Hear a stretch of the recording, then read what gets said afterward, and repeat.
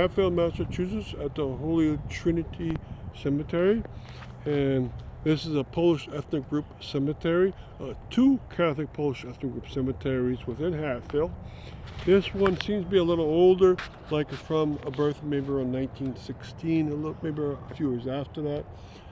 But it has an outdoor chapel, and it only takes up a front third of it, and then behind it is probably a former indoor chapel, but it's been changed into a maintenance building, which is more valuable. It used to have a cross on top of it, but you see it broke off and it took it away.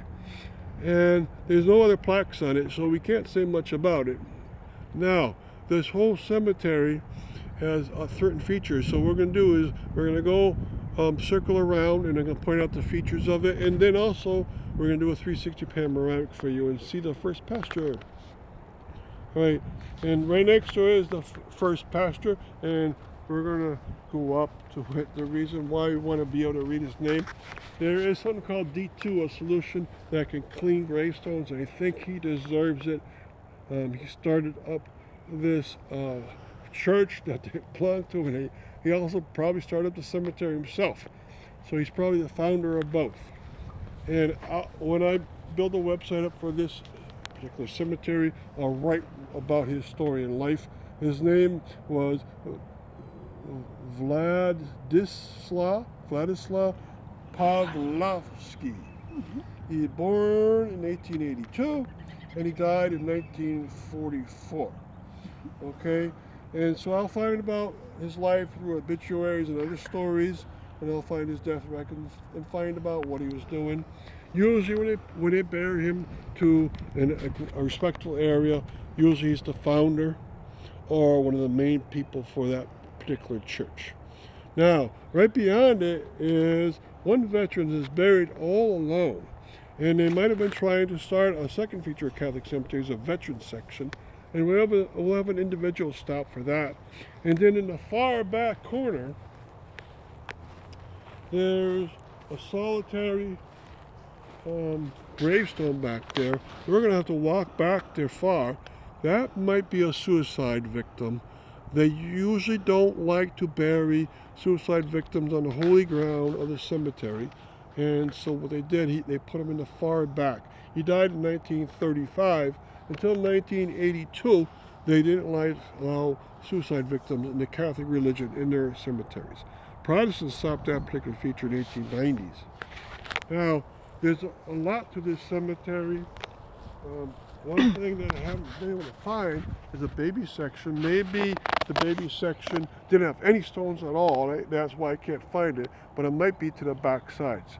If I ever find it, I'll put pictures up for you. Now it has an empty modern section just waiting to be filled up. But half the cemetery is filled up, then they can use now the western section finally. That's wonderful. And towards the front, they have corner pillars with a wrought iron gate, and they also have at the very start, the driving portion, 4 columns total with the name of the cemetery, Holy Trinity Cemetery, on 2 of the columns. So it's nice to have. And then the older section is to the east, and it's quite filled up except the very back. Total, I would guess there's about 500 barrels of people in this cemetery. Of course, it's a very specific ethnic group, the Polish. And as you look up, some are modern, some up there, some are older. I see some from the 1930s right above here. So I'm guessing this cemetery was made about the 19-teens or a little later. And there's quite a bit of them. And when you see stones that are curving up from the base upwards into a cross, that's probably heavily used in Polish cemeteries. Okay, the last thing to point out, in the very back, I searched for the baby section back there, nothing, but in the very back is another river, and they don't like you to bury anywhere near there, so they're not. Okay, so we come back to the chapel, and we're going to do a 360 just for you.